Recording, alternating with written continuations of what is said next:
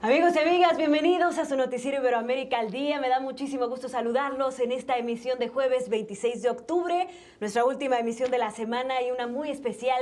Seguimos en el Museo de Antropología e Historia en la Ciudad de México en el marco del simposio Nuevo Modelo Educativo 2017, hacer posible la reforma curricular, liderazgo, gestión escolar y gobernanza. Y saludo con muchísimo gusto a mi compañero Omar Cepeda, como siempre, Omar. Así es, Ana Cris, para mí es un gusto estar este segundo día consecutivo en uno de los recintos más importantes a nivel cultural e histórico de la Ciudad de México, acá en, por supuesto, este país que tiene hoy el gusto de celebrar pues a la educación con la organización por parte de la Fundación Santillana y también de la Organización de Estados Americanos, la Organización de Estados Iberoamericanos, que precisamente traen este simposio desde el día de ayer. Estamos transmitiendo en vivo. A nuestras espaldas se puede más o menos apreciar dónde se están dando en estos momentos las conferencias, las pláticas, estos importantes diálogos para profundizar sobre este importante tema que sin duda es el desarrollo de toda sociedad. Ayer se tuvo la presencia de los secretarios de Educación, de la Secretaría de Educación Pública de México, estuvo el subsecretario Otto Granados y también el subsecretario Javier Treviño, quienes profundizaron. Más adelante les tendremos los detalles de sus charlas.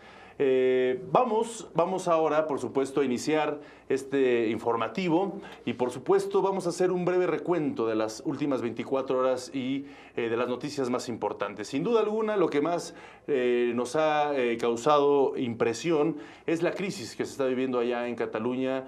Allá ya es de noche en España, en todo lo que es Europa, pero han sido horas muy intensas en las últimas 24 horas. Desde la mañana ha habido muchas reacciones, muchos movimientos y aquí les tenemos toda la información sobre lo que está pasando en Cataluña. Uno a uno se han ido rompiendo los puentes en España para solucionar la crisis independentista en Cataluña a través del diálogo y la política. El último intento, la posibilidad de convocar a elecciones anticipadas para frenar la aplicación del artículo 155, fue descartado hoy por el presidente de la Generalitat, Carles Puigdemont. Saben que he estado dispuesto a convocar a elecciones, siempre y cuando nos dieran las garantías para que se pudieran celebrar en condiciones de normalidad. No hay señales de que existan esas garantías que justifiquen hoy la convocatoria de elecciones. Mi deber era intentarlo honestamente.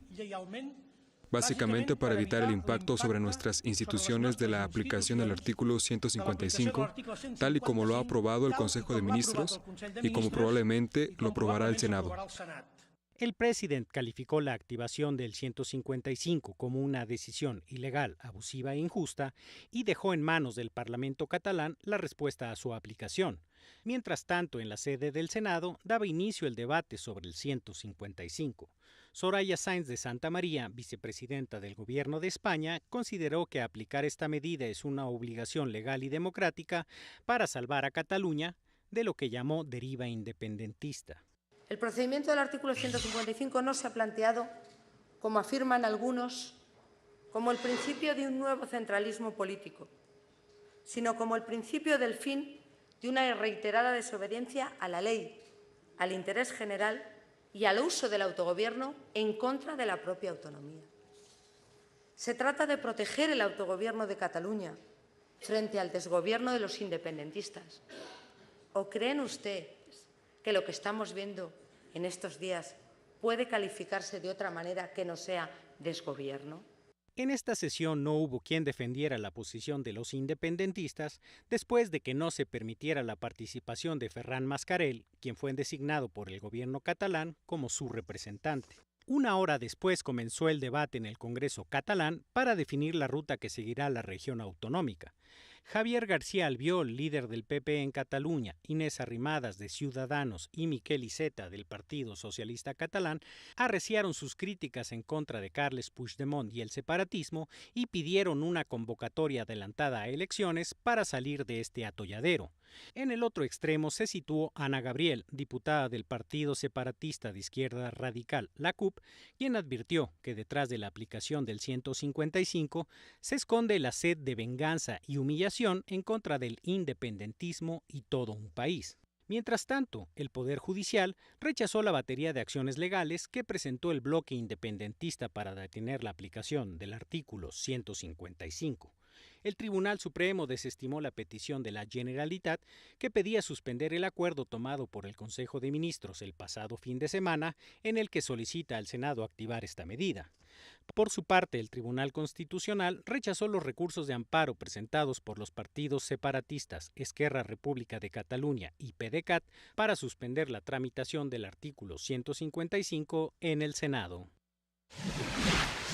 Esto en lo que sucede allá en Europa, en Cataluña. Sin embargo, otras noticias importantes también acontecen en el resto de nuestra región: Venezuela, Brasil, Argentina e incluso una llamada del Papa Francisco fuera de este mundo. Vamos a ver. En Toronto, Canadá, inició la tercera reunión del denominado Grupo de Lima para analizar la situación que se vive en Venezuela. Los 12 países que conforman esta agrupación desconocieron los resultados de las pasadas elecciones regionales y tratan de establecer pasos concretos y conjuntos para promover la restauración de la democracia y la paz en el país sudamericano. También se planteó la posibilidad de que la ONU intervenga para buscar una negociación pacífica entre el gobierno venezolano y la oposición. La oposición venezolana fue galardonada con el premio Sájarov a la libertad de conciencia. Así lo determinó el Parlamento Europeo, que reconoce así su lucha democrática en la nación sudamericana. Desde la Eurocámara se hizo un llamado a la comunidad internacional a dar seguimiento a la situación que se vive en Venezuela. In questo paese dell'America Latina, dove vivono molti cittadini europei e molti cittadini venezuelani sono di origine europea, molti sono privati dei loro diritti fondamentali, creando una spirale di crisi istituzionale, economica e sociale. La Cámara de Diputados de Brasil rechazó por segunda vez levantar la inmunidad al presidente Michel Temer para que sea investigado por obstrucción a la justicia y corrupción. De esta manera, el mandatario evita un juicio ante el Supremo Tribunal Federal. La expresidenta de Argentina, Cristina Fernández, negó su participación en cualquier hecho criminal, esto al acudir a un tribunal para declarar por una acusación en su contra por traición a la patria relacionada con el atentado en la AMIA. Consideró como un disparate jurídico la causa en su contra y acusó de una persecución. El Papa Francisco sostuvo una videoconferencia con niños y jóvenes mexicanos afectados por los sismos que sacudieron el mes pasado el centro y sur de ese país. Les reiteró su apoyo y solidaridad ante esta tragedia. Antes, el sumo pontífice también se comunicó con los tripulantes de la Estación Espacial Internacional. Qual è il suo pensiero sul posto dell'uomo nell'universo? Il nostro obiettivo qua è quello di conoscere il nostro essere è quello per riempire la conoscenza, capire quello che ci sta attorno, e tra l'altro è una cosa interessante perché con più conosciamo, con più ci rendiamo conto di conoscere poco. Pues siempre emotivo estas actividades del Papa Francisco, por supuesto solidarizándose en esto, lo que fue el gran terremoto acá en la Ciudad de México, que dejó pues mucha devastación, mucha tristeza y por supuesto víctimas. Pero ahí veíamos al Papa siempre estando cerca de las personas que lo necesitaban. El día de ayer, ya les comentaba, se vivió la primera jornada de este simposio Modelo Educativo 2017. Estuvieron principalmente los protagonistas de este evento. Estuvieron los subsecretarios, ya lo dije, Javier Treviño Cantú, también estuvo Otto Granados, estuvo el director de la Fundación Santillana y también el director de la Organización de Estados Iberoamericanos. Con la participación de expertos y organizaciones internacionales, el simposio Modelo Educativo 2017 analiza diferentes temas de la reforma educativa en la materia implementada en México, generando un espacio de reflexión. El encuentro, convocado por la Fundación Santillana, dio inicio con la participación del subsecretario de Planeación y Evaluación de Políticas Educativas de la SEP, Otto Granados Roldán, quien dijo que el modelo educativo tiene como reto lograr los mejores resultados en el terreno de la calidad. La reforma educativa irá cobrando una prioridad cada vez más intensa en la agenda pública del país, gracias en muy buena medida a todas y todos los que están aquí esta tarde, y a partir de lo avanzado hasta ahora se convertirá en el tiempo en un genuino instrumento de movilidad social y económica. Por su parte, el subsecretario de Educación Básica, Javier Treviño, indicó que México está en la etapa de la implementación del modelo educativo. Que es en donde estamos trabajando en la implementación de una manera muy intensa. Lo que buscamos con el nuevo modelo educativo es tener mejores contenidos, mejores escuelas y mejores maestros, a partir de los fines de la educación, que se construya una nueva pedagogía, nuevos contenidos, para que las niñas y los niños aprendan a aprender y aprendan a convivir. Expertos internacionales aseguraron que la reforma educativa es la herramienta que llevará a México y a la región a un escenario de mayor desarrollo. El objetivo del simposio es realizar un análisis conjunto con la Secretaría de Educación Pública de 4 temas fundamentales: reforma curricular, liderazgo, gestión escolar y gobernanza. Estos temas constituyen aspectos medulares del modelo educativo que recientemente dio a conocer la Secretaría de Educación Pública. La Organización de Estados Iberoamericanos tiene como misión justamente esto, la búsqueda de una aproximación al derecho a la educación, a mejorar la calidad y la equidad educativa en la región iberoamericana. La educación la vemos como una estrategia transversal, fundamental, que permitirá esta inclusión social y el planteamiento de equidad y democracia en el proceso educativo. El simposio se realiza en el Auditorio Jaime Torres Bodet del Museo Nacional de Antropología e Historia y este jueves concluye. Con información de Rodrigo Muñoz y Jacqueline López, México al Día. Eso en cuanto a lo que sucedió ayer en este simposio, pero para profundizar un poco más y reflexionar acerca de la educación en toda nuestra región, tenemos el honor de que esté con nosotros aquí en Iberoamérica al Día Gabriela Delgado Ballesteros. Ella es profesora investigadora del Instituto de Investigaciones sobre la Universidad y la Educación de la UNAM, la máxima casa de estudios de este país, de México.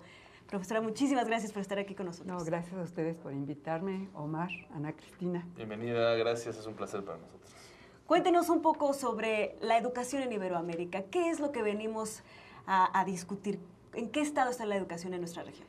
Pues para mí este simposio ha sido muy interesante en el sentido de que ha venido gente de los diferentes, bueno, no de todos, pero de algunos países de Iberoamérica, y me percato que en todos lados ha habido reformas educativas, pero desde mi expertise, si se puede llamar de esa manera, claro que sí. Que son los derechos humanos y la perspectiva de género, me doy cuenta de que hay 2 puntos fundamentales. Se habla de equidad y no se habla de igualdad sustantiva. Y en la cuestión de lo que es el desarrollo humano de niñas, niños y jóvenes, hombres y mujeres, no se profundiza en que mucho de la importancia de la educación es justamente lograr una igualdad sustantiva que no está referida solamente a la igualdad de oportunidades. Es muy importante que quienes se educan tengan la misma igualdad en lo que es el trato, que a niños y a niñas se les trate de la misma manera, que participen en igualdad de circunstancias y sobre todo igualdad de resultados. Pareciera que todas las reformas educativas hablan de la calidad, pero no hablan calidad para qué. Y la calidad en un mundo, y hoy son 2 cosas muy importantes. Hoy la persona que vino de Colombia, la directora general de educación, lo que es básica para nosotras en México, decía que el enfoque que tienen ahora requiere de un modelo, una reforma, de un modelo que lleve a la resiliencia después de tantos años de guerra. Y en ese sentido se piensa que hay que educar para que niñas y niños se conformen o se formen con una ciudadanía que vaya hacia la paz y la justicia.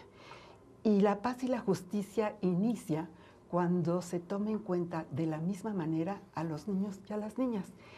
Niños y niñas, y hombres y mujeres, tenemos perspectivas diferentes del mundo porque hemos sido educados, tanto en casa como en la escuela, de diferente manera, haciendo muchas veces que lo que los niños hacen tenga un valor muy positivo y lo que las niñas hacen no lo sea tanto cuando bien les va, porque muchas veces es totalmente negativo. Y me impresionó mucho porque la Organización de Estados Iberoamericanos está haciendo un esfuerzo en todos los países por abarcar 2 puntos fundamentales, lo que son los derechos humanos, y dentro de los derechos humanos está la parte de la igualdad entre mujeres y hombres, y el otro punto que es importantísimo es ver que hay un nuevo tipo de desarrollo. Se presentó lo que era el índice de desarrollo humano. Este índice de desarrollo humano tiene 3 indicadores muy fuertes, uno que es la esperanza de vida, que se conforma además de muchos otros indicadores, lo que es la educación, un porcentaje de lo que es el analfabetismo conforma este índice, lo que es la educación primaria, secundaria y lo que le llaman la educación terciaria. Y el tercero es el Producto Interno Bruto de los países. Y aparentemente con este índice se puede saber qué país está más desarrollado. Justamente la Organización de Estados Iberoamericanos, cuando menos aquí en México, está trabajando con otro índice que se llama el Índice de Desarrollo de Género, porque se ha encontrado que puede haber países que están muy altos en su índice de desarrollo humano, pero a la hora que se mete el índice de género, o sea, ver los resultados con base en una desagregación por sexo y por género, los resultados cambian totalmente. Así tenemos, por ejemplo, que Finlandia es uno de los países con un índice de desarrollo muy alto, pero en el momento en que se mete el índice de desarrollo de género, cambia. Y es Islandia la que está en la parte de arriba. La otra cosa que me parece muy importante es que Iberoamérica, y cuando digo Iberoamérica estoy pensando en España, estoy pensando en Brasil, que aunque no es la misma lengua, y todos los países iberoamericanos muchas veces son tasados de la misma manera. Aquí se han dado ejemplos de Singapur. Singapur no pertenece a la Organización de Estados Iberoamericanos, pero tanto Singapur como lo que se dijo ahora de Castilla, ¿De Cataluña? No, de Cataluña hablaron ustedes hace rato.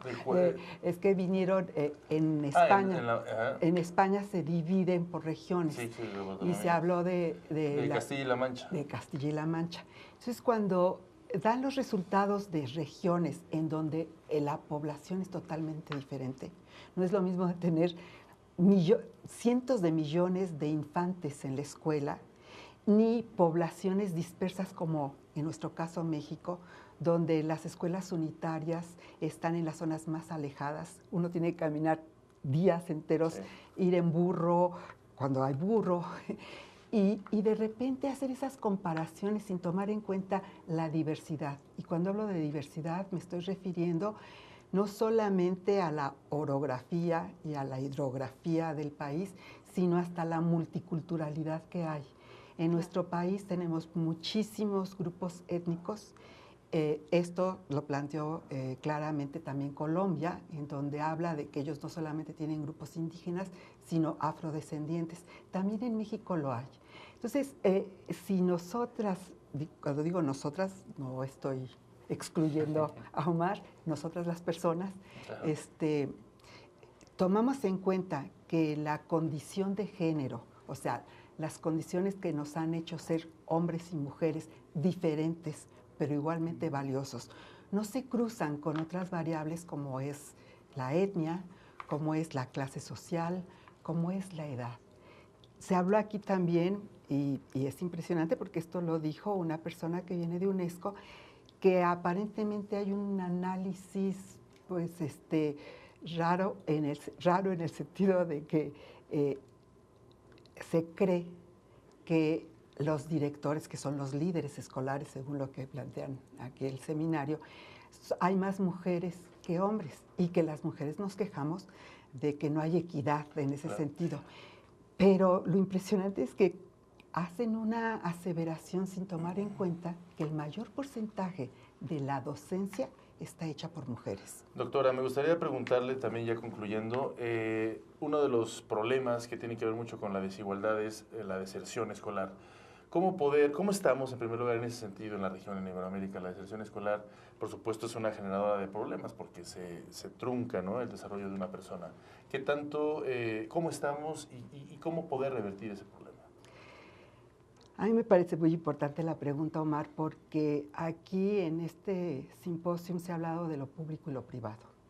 Y para mí la educación, ante todo, tiene que ser laica y tiene que ser pública. Y de ser posible, como es en nuestro país, en México, gratuita. Y en ese sentido, muchas veces niños y niñas desertan de la escuela por las desigualdades económicas.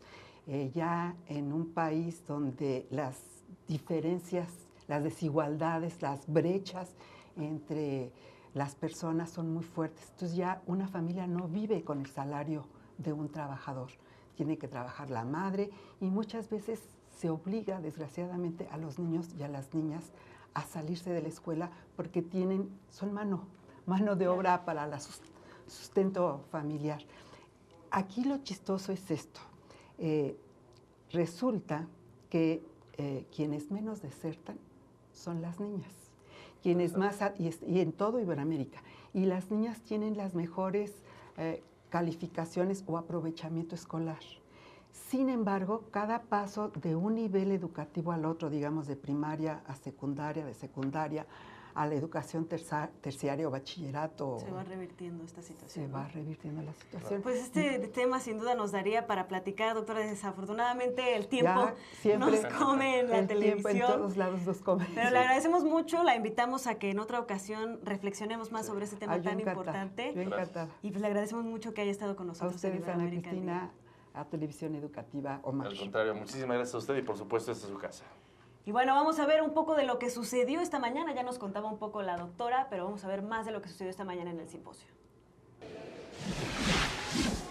Muy buenas tardes, Omar, Ana. Nosotros nos encontramos en el vestíbulo del Museo de Antropología. Comentarles que en este segundo día de actividades, pues la presencia de representantes de países de la región iberoamericana se ha hecho bastante presente. Tuvimos una mesa de diálogo bastante enriquecedora, en donde pues estuvieron presentes México, Colombia y España. Si les parece bien, escuchemos un poco los fragmentos de esta conversación.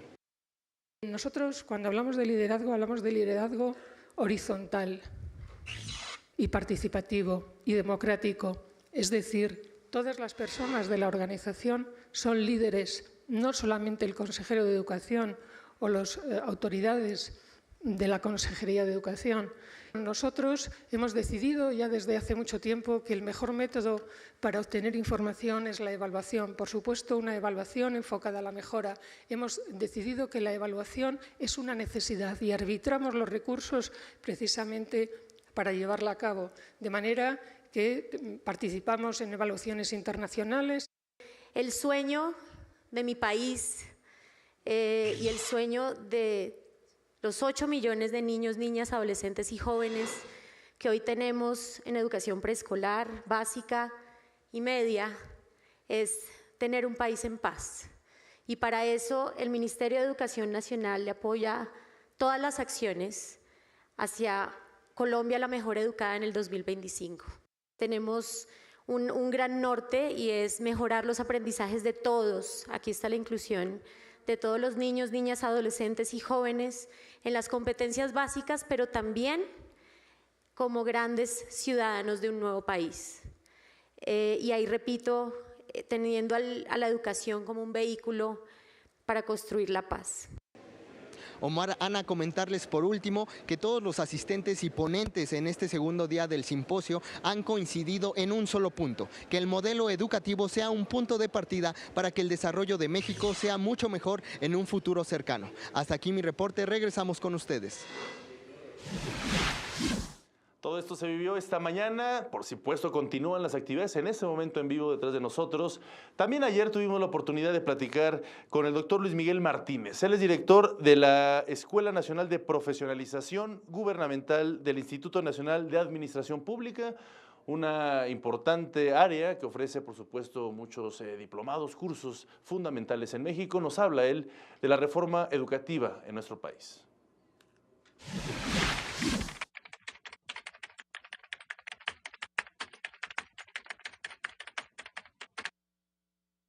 Nosotros hemos participado en la capacitación de muchos maestros en gestión escolar, más de 4,000 maestros a través del SINADEP-CENTE.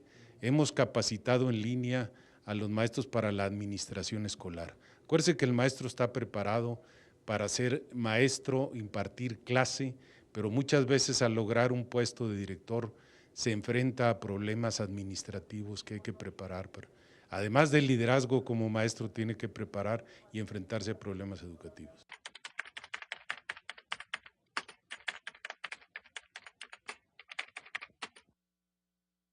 Estamos en el segundo paso de la reforma educativa, que es consolidarla, llevarla ya a la escuela como centro de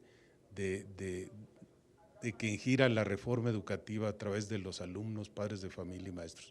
Y eso da una gobernanza. pero esos puntos finos son los más delicados, son donde puede lanzarse la reforma educativa o caer ella. Entonces es muy delicado, son los acabados de la reforma educativa.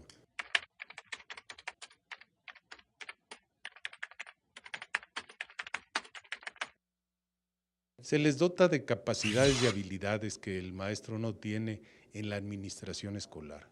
Es difícil, pero acuérdese que la escuela es la punto, es donde llega todo, pero también retroalimenta hacia el sistema central, y ellos tienen una base de informes que tienen que generar hacia la Secretaría de Educación Pública, y esto es lo que se les da las habilidades y capacidades para eso.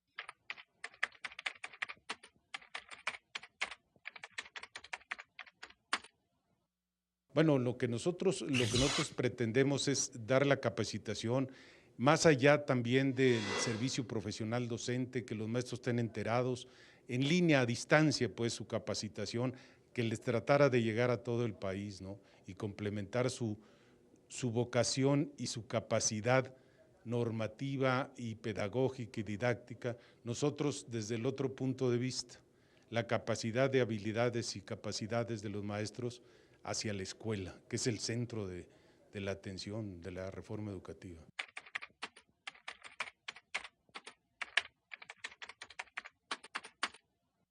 Miren, los maestros como tienen la capacidad de enseñar, ellos fueron preparados para enseñar, les dieron pedagogía didáctica, pero también tienen que absorber conocimientos para poder retroalimentarse y llevar nuevas técnicas de educación a los alumnos. Ellos se tienen que modernizar y estar al día en todas las nuevas técnicas educativas y siempre están abiertos a aprender.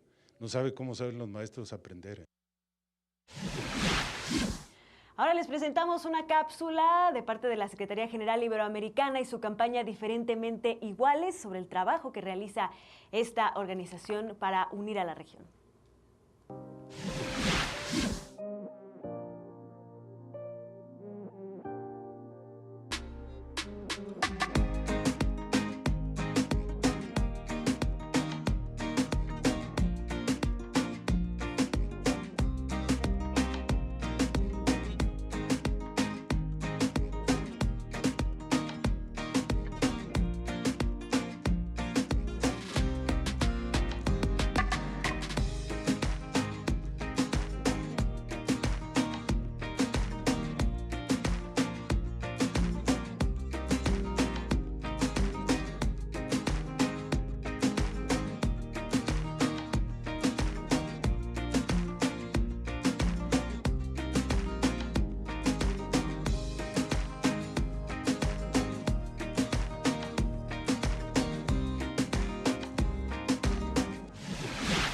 Eso es todo por hoy. Les agradecemos mucho que nos hayan acompañado en esta transmisión especial desde el Museo de Antropología de México en el marco del Simposio Modelo Educativo 2017, Omar. Así es, las actividades continúan. Por supuesto, nosotros la próxima semana le tendremos las conclusiones de este simposio. Muchísimas gracias al Museo de Antropología de México, gracias a la Fundación Santillana por habernos abierto este espacio y por supuesto a la OEI, la Organización de Estados Iberoamericanos, por formar parte de ustedes y por formar parte de este importante simposio. Nos vemos el próximo lunes con más información en Iberoamérica al Día.